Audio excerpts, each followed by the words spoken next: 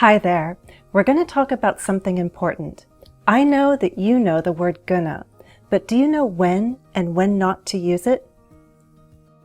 I'm Jennifer from English with Jennifer, and I'd like to give you some helpful tips on using words like gonna so that you sound natural and confident, yet appropriate for your audience. First, we'll review how common words are reduced. Then I'll explain when and where these forms are used. I'd like to tell you which patterns are more common and which will serve you best in the greatest number of situations. Stick around until the end because I plan to test your understanding of reduced words in fast American English, okay?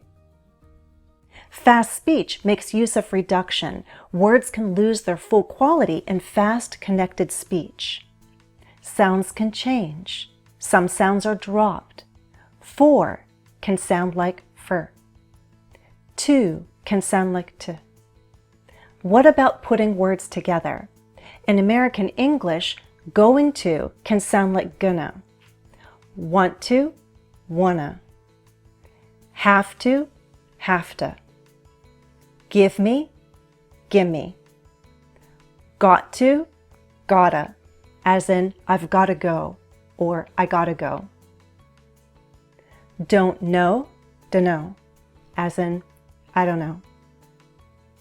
I cover reduction in my fast speech playlist. It's more important to understand these forms than to use them. But can you use them? Yes, I do.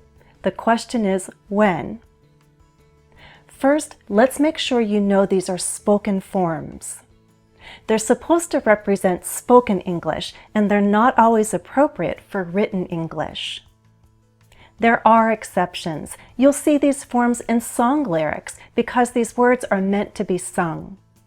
You can get away with these forms in messaging and texting, but I don't suggest using reduced forms like gonna in email or any professional correspondence, and I certainly don't recommend these forms in academic writing. Next, let's focus specifically on gonna because I recently came across a pattern that I personally don't teach or use. Listen to the way I reduce going to. I'll use two different pronunciation patterns. First, I'm gonna, you're gonna, she's gonna, he's gonna, it's gonna, we're gonna, they're gonna. Second, I'm going to, you're going to, he's going to, she's going to, it's going to, we're going to, they're going to. These are generally acceptable patterns in spoken American English. Even in speeches, documentaries, and presentations, I hear them used. But here's a lesser used pattern that I don't recommend using if you're aiming to speak more standard American English. Let's see if you can hear the difference. Can you hear what's missing? The third pattern. I gonna, you gonna, he gonna, she gonna, it gonna, we gonna, they gonna. Reduction can be hard to catch, but we don't usually reduce going to the point where the helping verb be is dropped. Gonna represents going to. Before that is the helping verb be. I am going to, you are going to, with the contraction, I'm going to, you're going to. If we change going to gonna or another variation, we usually still keep that helping verb be. So I don't recommend dropping an important piece of grammar. I'd argue that that would be non-standard, and standard grammar will serve you best in the greatest number of situations, specifically in professional and academic contexts.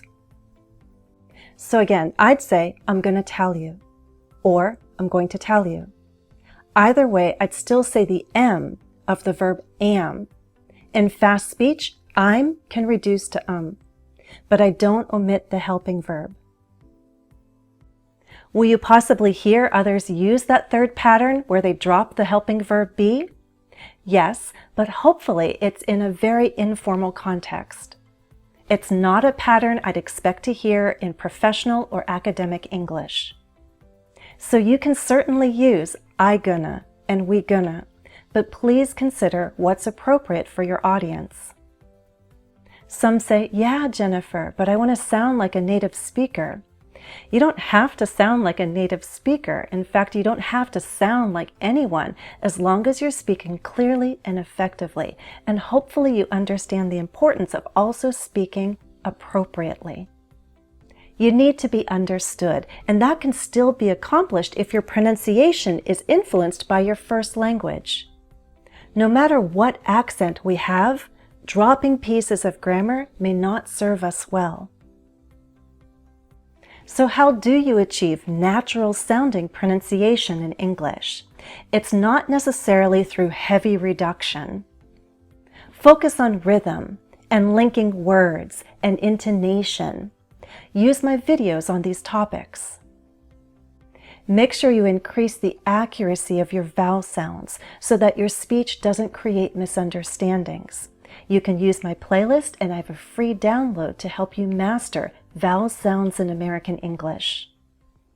To finish up, let's see how well you understand reduced words and fast American English. This is very relaxed speech. I'll say 5 sentences at a natural pace. Write what you hear. Why did you have to leave like that? Don't you want to know who's going to come? Give me a sec, because I have to finish up here. I don't know if they're going to want to go. We really got to get moving if we're going to make it on time. Ready to check your work?